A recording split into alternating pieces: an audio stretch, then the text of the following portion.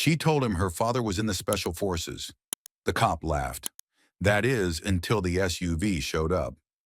They say danger doesn't always scream its name. Sometimes it pulls up slow, eases into your space with a smile, and pretends it's just there to talk. Journey Wallace was maybe 10 minutes from the comfort of home. Her backpack hung from one shoulder, her hoodie was looped around her waist, and she sipped the last sweet drops of a lemon Snapple she'd picked up at the corner store on South Grandview Avenue in Little Elm, Texas. The day was still and warm, mid-70s, sunshine spilling over the sidewalks. Kids pedaled bikes, dogs barked in distant yards, and the world for a moment felt ordinary. Then the sound of tires crunching gravel crept in behind her. A sheriff's cruiser from Denton County slowly rolled up alongside her. Her steps didn't falter, but her eyes shifted. Not again, she thought. The window eased down. You live around here? The deputy asked. White, mid-40s maybe, buzz cut, mirrored sunglasses, his voice too relaxed, too casual, like he already knew something she didn't. Yeah, Journey answered, not stopping. Just up the block. What are you doing out here? She didn't turn completely, just glanced at him as she walked. Walking home, from a friend's place, 2 streets over. He pulled ahead, angled his cruiser to cut her path off. She came to a stop. We've had reports of suspicious behavior in the area today, he said, stepping out slowly, and you match the description. She blinked. What description? Girl, teenager, hoodie, backpack. That was half the kids in the neighborhood. She let out a soft, incredulous laugh. You just described everybody on this block. He didn't laugh. You got ID? I'm 14. He looked her up and down. You sure about that? She stared straight at him. What do you think I'm lying for? I live right there, she said, pointing. 1817 Grandview. My dad's Master Sergeant Darius Wallace, Special Forces. The deputy tilted his head and smirked like she'd just told a joke. Special Forces, huh? She folded her arms. Yep. He gave a small scoff. That's cute. Y'all kids watch way too many movies. Journey clenched her jaw. She was no stranger to being doubted. Teachers, store workers, random strangers. But there was something about this man's smile, like her words were comedy and he was enjoying the show. Like her saying her father served meant nothing more than a punchline. What's your name? He asked, his tone suddenly flat. Journey Wallace. He glanced at her backpack. Anything in there I should know about? She didn't budge. A notebook, a charger, 2 half-eaten granola bars. You can check it when my dad gets here. That made him pause. So, he's coming? He's on his way. And he was. The moment she felt the cruiser behind her, she texted him. No panic, no drama. Just, Sheriff stopped me. I'm on Grandview. His reply came in seconds. On my way. All she had to do now was wait. From across the street, a screen door creaked. Mrs. Devine, who never missed her thrice daily porch sweeping, stood watching, arms folded like a guardian. You all right, Journey? She called out. I'm fine, Journey replied, but her voice cracked, just a little. The deputy glanced at Mrs. Devine but didn't speak. Then a teenager coasted up on a bike, slowed down. 2 kids paused their game of tag and stood still. People were starting to watch. Phones came out. Cameras pointed. Still, he didn't back off. You'll see, she said, locking eyes with him. He's coming. But this wasn't about suspicion anymore. This was about power, and Officer Halford wasn't ready to let any of it go. He stepped closer, not shouting, not angry. But something in his voice said, I'm in control here. Like this street, this moment, this girl belonged to him. So your dad's Special Forces? He asked, giving her bag a glance like it might explode. What kind of Special Forces? Journey raised an eyebrow. How would I know? I'm not in the military. He chuckled without warmth. Right, but you tossed that title around like you knew what it meant. I do know what it means, she said, voice steady. It means he's trained to keep people like me safe, even from people like you. That landed. Halford shifted his stance, looked away just briefly toward the crowd now gathering. I'm just doing my job, he said louder now, like the street needed to hear it. If someone calls something in, I've got to follow it up. Her eyes narrowed. And what exactly did I do that was suspicious? Walk? You match the description. You mean I'm black and carrying a backpack? He hesitated. I didn't say that. You didn't have to. A man across the street raised his phone higher. A teenage girl on a scooter leaned in and whispered, That's Journey Wallace. She lives right there. Journey heard it too. Her voice rose just enough for the crowd to hear. Everybody here knows me. That's my house. She pointed again. Halford didn't look. He reached for his radio. Unit 241, I've got a 1029 with a juvenile. Name is Journey Wallace. Claims residence at 1817 Grand View. She exhaled sharply. Are you seriously calling for backup on me?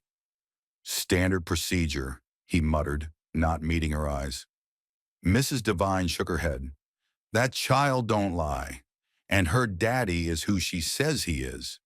He ignored her, pretended he didn't hear. The silence stretched thick and heavy. No more words, just static from his radio and the sharp presence of being watched. Journey stood her ground. No flinch, no fear. You can wait all you want, she said, voice clear. He's coming, and when he gets here, I want you to explain exactly what this was. Halford leaned against the cruiser, trying to act unaffected. Look, I don't want any trouble. You already caused it, she said, and I hope you remember that when he arrives. The neighbors didn't disperse. If anything, more gathered. A boy holding a basketball froze mid-bounce. A woman paused her dog walk, eyes narrowing toward the blinking cruiser lights that had just flicked on. Journey's phone buzzed. One word. Close. She didn't smile, didn't blink. Just stared at Halford and said, You've got about 30 seconds to start acting like you've got some sense. The smirk vanished. His hand brushed near his holster, not reaching, just reminding. The air changed. Dense now. Quiet, but charged. I'm not trying to escalate, he murmured. We're just having a conversation, right? Journey tilted her head. Is that what this is? Before he could answer, a low rumble filled the street. A black SUV rolled in. No speed, no flash, just calm, deliberate motion, the kind of calm that doesn't need to prove itself. Phones lifted, heads turned. The engine died. The door opened. Out stepped Master Sergeant Darius Wallace. No badge, no uniform, just dark jeans, a gray t-shirt, and boots that had walked through battlefields most of us can't even pronounce. 6 feet 3 inches, still, alert, focused, the kind of man whose presence silences a room. He shut the car door and walked, straight and sure, to his daughter. No rush. You good? He asked her, not even sparing Halford a glance yet. I'm good, Journey replied, eyes still forward. Now he turned. Is this the part, Darius asked slowly, where you explain why you're detaining my daughter on her own street? Halford's mouth opened, closed, tried again. Sir, I was conducting a routine check. We got a report. Of what? Darius cut in. A kid walking home? She matched the description. She's holding a juice bottle and a nearly dead phone, Darius said. In broad daylight, in the neighborhood where everyone knows her. That's your suspicion? I didn't know that at the time. Did you ask? Darius asked. The silence answered. I've served 18 years, Darius said, quiet but unshakable. I've been deployed. I've buried brothers. And I came back here to protect the place I call home. And today my daughter gets treated like a threat because she's got a hoodie and a backpack? Halford didn't speak. but everyone else heard it. It wasn't personal, Officer Halford said, shifting uncomfortably where he stood. I was just responding to a call. No, Darius interrupted, his voice calm but unwavering. You were responding to your assumptions. Don't try to cover it up. Mrs. Devine stepped forward, arms still crossed, her face unreadable. She told you who she was. She told you where she lived. And you laughed at her. Halford's lips tightened, but he didn't respond. From the back of the crowd, a teenage boy spoke up. She said her dad was in the special forces. You looked at her like she was lying. Darius turned slightly toward the circle of neighbors now gathering, then faced Halford again. Was she lying? Halford glanced down at the concrete, his voice low. No, sir. Jory stood straight, shoulders square, her voice even. I told you he was coming, she said. No tremble, no doubt. Halford nodded slowly, as if finally understanding a language he'd always chosen not to learn. But Darius wasn't finished. He stepped closer. If you ever stop a teenage girl in a neighborhood like this again, he said, looking Halford dead in the eyes, I hope you remember her face, and mine, and the silence that followed every single one of your questions. Halford swallowed hard. Yes, sir. Jory looked up at her father. Can we go home now? He nodded. They turned to leave. But behind them, something had shifted. The silence wasn't heavy anymore. It wasn't scared. It was charged. Everyone had something to say now. They'd only taken a few steps when Darius stopped. Not because he was hesitating, but because he was a father. And sometimes being a father means knowing when a moment needs to be loud enough to echo. He turned. Actually, he called back, his voice clear, we need to finish this. Jory paused. She didn't say anything, but she didn't have to. Halford, still standing beside his cruiser, looked frozen, unsure if he was supposed to move, or speak, or just listen. Darius walked back to him, slowly, deliberately. You know what the worst part of this is? He asked. It's not the stop, not even the disrespect. Halford didn't respond. It's that you looked at a 14-year-old girl, calm, composed, and decided she wasn't worth believing. You didn't see her. You saw a threat. I didn't mean it like that, Halford muttered. But that is what you meant, Darius replied. That's the difference between someone who protects and someone who endangers. A protector listens. This time, the silence that followed wasn't from fear. It was from attention. The whole block was listening. Halford shifted again. I understand your frustration, but...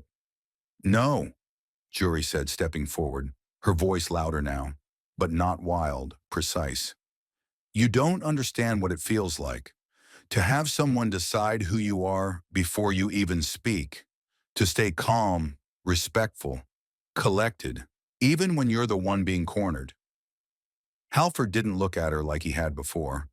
There was no condescension in his gaze now, only awareness. She continued, her words sharp and clear. You don't understand what it's like to know that if my dad wasn't who he is, if I didn't have someone coming, you might have pushed harder, maybe worse. A woman in the crowd nodded, murmuring, Say that. Jory took another step. You're lucky my father was the one who showed up, because he's patient, because he tries to talk before he reacts. Not everyone would have done that. Not everyone could have. Darius didn't interrupt. He just stood there, quiet, solid, watching his daughter speak truth with power. Halford didn't respond. Not yet. And what could he say? That he made a mistake? That he misjudged? But the truth didn't need his permission. Mr. Talley, an older man from the block who'd lived there almost 3 decades, called out from his porch. She's not the first kid you've treated like this, he said. She's just the first one who had backup at the right time. But we've all been watching. Another voice added, You stopped that boy last week. Said his taillight was out. It wasn't. Halford looked like a man who'd just been seen without his shield. Darius turned again to him. You can't erase what happened, he said, but you can start asking yourself why it keeps happening. You don't fix what's broken by pretending it doesn't exist. Finally, Halford spoke, softer now. I'll think about what you said. You should, Darius replied, because next time it might not end like this. Not every father is going to show up calm. Some will be furious. And if you don't change, you'll be the reason things spiral. Halford nodded slowly. Sincerely or strategically, no one could tell. Darius turned back to Juri. You ready? She nodded. They walked again, this time uninterrupted. But the silence behind them? It had changed. It wasn't avoidance anymore. It was respect. And it followed them like a shadow, step by step, all the way home. They walked side by side, their feet crunching softly on the sidewalk. Darius didn't speak right away. He gave her space, let her settle. Once they were a few houses from their own, he finally said, You handled that better than most grown folks. Juri gave a little nod. Felt like I had to. You didn't just have to, Darius said. You chose to. You could have panicked. You didn't. You stood firm. She shrugged. I didn't want him to win. Darius smiled faintly. He didn't. But this isn't a game, Juri. It's life. And sometimes, no matter how kind you are, how right you are, people will still choose not to see you. She looked down. That's the part that hurts. I didn't do anything. I was just walking. I know, Darius said, and that's the part that wears me down. They walked in silence again. I was scared, she admitted, voice quieter now. Not of him, just of making it worse, of saying the wrong thing, of doing anything that would give him an excuse. You did everything right, Darius said. Every single thing.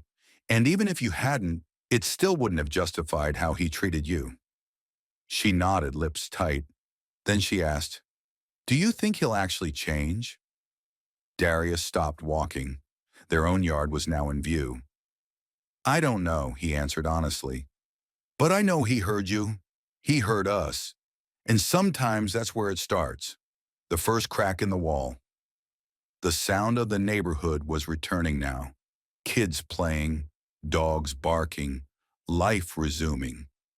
But the memory of what happened would stay. Just as they reached their walkway, Mrs. Devine called out from across the street. Darius!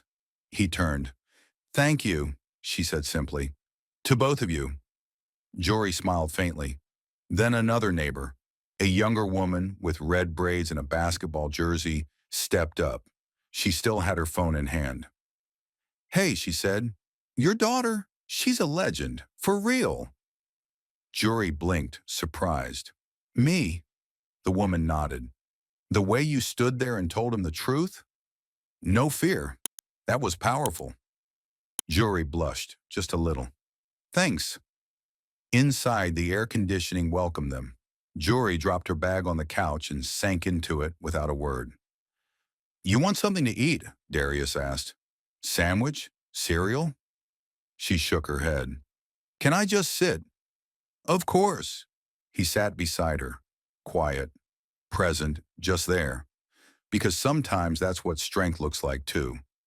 The house was calm, not heavy, just still in the way homes get after something real has passed through. Juri curled up on the couch, hoodie back on, arms tucked in. Her Snapple bottle sat empty, her phone lit but untouched. She looked at her dad. Do you think this ever ends? Eventually, he said, but not all at once. Not for everybody. It ends in pieces, one choice at a time. She sighed. Feels like I'll always have to explain myself to people who already made up their mind. I know, Darius said, but don't ever grow tired of being yourself, because who you are, that scares people too small to understand. That's not your burden. That's their work. A knock at the door. It was Mr. Talley holding 2 cold sodas. Brought y'all something, he said. Figured she could use it. Appreciate that, Darius said. Mr. Tally lingered. I saw it all today, he said. When I was her age, we didn't have to worry about this the same way. But what she did, that took real backbone. He looked at Jury. Don't let anyone make you feel small for standing tall. She nodded quietly and took a soda. Once he left, Darius asked, Ready for bed? In a minute. They sat again. Closer this time. She leaned on his shoulder. He really didn't believe me, did he? Nope, Darius said. But you made him listen. And a whole street, too. She smiled a little. I think I scared him. Darius chuckled. Good. Keep doing that. And they stayed there, not speaking, just breathing. Outside, the world kept moving. Sprinklers came on. A lawnmower buzzed. Cars passed. But for that street, for those who had watched and listened, something had shifted. Journey Wallace wasn't just a girl in a hoodie anymore. She was the one who didn't flinch, the one who spoke the truth. And the man beside her? He didn't need medals on his chest. He raised a daughter who knew how to stand, not with fists, but with fire. Because sometimes the strongest voices don't shout. They steady the world and change it, one moment at a time.